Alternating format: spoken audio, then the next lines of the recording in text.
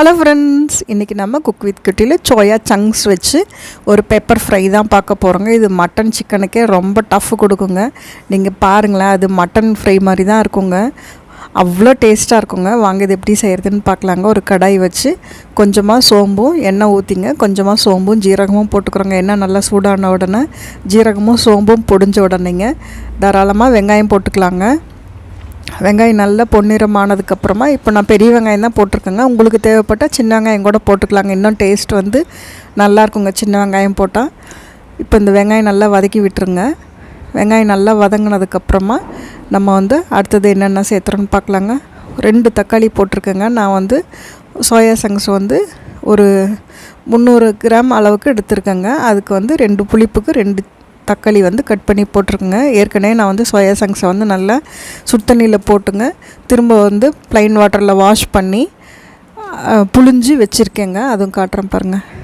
நம்ம இது செய்கிறதுக்கு முன்னாடி சோயா சங்க்ஸை வந்து சுடுதண்ணியில் போட்டு நம்ம வாஷ் பண்ணி நல்லா சுடுதண்ணியில் போட்டு ஒரு 10 நிமிஷம் வச்சதுக்கப்புறங்க திரும்ப வந்து அதையே பச்சை தண்ணியில் நல்லா கழுவிட்டுங்க புழிஞ்சு வச்சுட்டிங்கன்னா போதுங்க. இப்போ இதுக்கு தேவையான உப்பு சேர்த்துக்கிட்டாங்க. உப்பு சேர்த்து வணங்கினா தக்காளி வெங்காயமும் சீக்கிரம் வணங்கிடுங்க. இப்போ கொஞ்சம் மஞ்சத்தூளும் சேர்த்துக்கலாங்க. இந்த சோயா சங்க்ஸ் வந்து நம்ம என்றைக்காவது மட்டன் சாப்பிடணுன்னு ஆசையாக இருக்குது, ஆனால் அன்றைக்கி வந்து சாப்பிட முடியாத நாள் அப்படி இருந்ததுன்னா இது மாதிரி நீங்கள் செஞ்சு பாருங்கள். அவ்வளோ டேஸ்ட்டாக இருக்குங்க. நான் வந்து கொஞ்சமாக சாம்பார் பவுடர், வீட்டில் அரைச்ச சாம்பார் பவுடருங்க, 1/2 ஸ்பூன் அளவுக்கு கரம் மசாலாவும் சேர்த்துருக்கேங்க. இதே போதுங்க. உங்களுக்கு வேணும்னா இஞ்சி பூண்டு பேஸ்ட்டு கூட இது கூட போட்டுக்கலாங்க. இஞ்சி பூண்டு பேஸ்ட் வந்து நான் சேர்த்துலைங்க இன்றைக்கி. இதெல்லாம் வந்து நல்லா கலந்து விட்டதுக்கப்புறமா நான் வந்து 2 ஸ்பூன் அளவுக்கு மட்டன் மசால் போட்டுக்கிறேங்க. இது கடையில் விற்கிற ரெடிமேட் மட்டன் மசால் தான் போட்டிருக்கேங்க.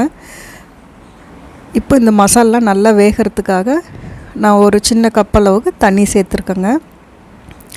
இப்போவே நம்ம சோயா சங்க் சேர்த்துக்கூடாதுங்க. இந்த மசாலோட பச்சை வாசல்லாம் போயிட்டுங்க. அது நல்லா வந்து இது மாதிரி சுருண்டு எண்ணெய் பிரிஞ்சு வந்ததுக்கப்புறம் பாருங்கள், இது மாதிரி வந்து சோயா சங்க்ஸை வந்து நான் தண்ணியில் போட்டு வாஷ் பண்ணிவிட்டுங்க. அதையும் வந்து 2ஆக கட் பண்ணி வச்சுருக்கேங்க. சிசர்ஸில் வந்து ஈஸியாக வந்து கட் பண்ண வருங்க.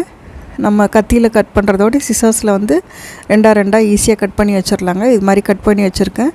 இப்போ இதை வந்து போட்டு அந்த மசாலெலாம் உள்ளே இந்த சோயா சங்க்ஸ் ஃபுல்லாக கோட் ஆகிற அளவுக்குங்க நம்ம பெரட்டி விட்டுறலாங்க.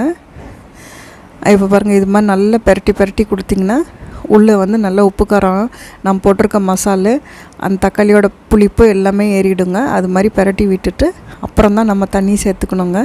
இப்போ நான் திரும்ப ஒரு 1/2 கப் அளவுக்கு தண்ணி சேர்த்துக்கிறேங்க.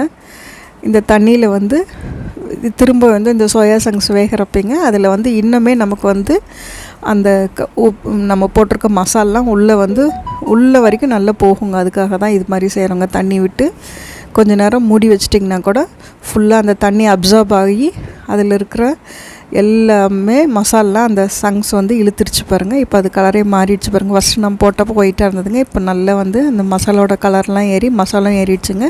இப்போ நான் ஒரு 1/2 ஸ்பூன் அளவுக்கு நல்ல பெப்பர் வந்து போட்டிருக்கேங்க. பெப்பர் பவுட்ரு உங்களுக்கு காரம் பிடிக்குன்னா இன்னும் கூட கொஞ்சம் பெப்பர் பவுட்ரு போட்டுக்கலாங்க. பெப்பர் பவுட்ரு தூக்கலாக போட்டோம்னா நல்லாவே இருக்குங்க. இது நம்ம ஃப்ரெஷ்ஷாக பெப்பர் வந்து க்ரஷ் பண்ணி போட்டால் இன்னும் நல்லாயிருக்குங்க. அவ்வளோதாங்க, நம்ம ஆல்மோஸ்ட் ரெடி ஆகிடுச்சு பாருங்கள். இப்போ தண்ணி வந்து நான் இன்னும் ஒரு கொஞ்சமாக மட்டும் விட்டுட்டு கொஞ்சம் செமி கிரேவியாக எடுக்கலாம் அப்படிங்கிறதுக்காக நான் வந்து இன்னொரு 1/2 டம்ளர் அளவுக்கு தண்ணி விட்டேங்க.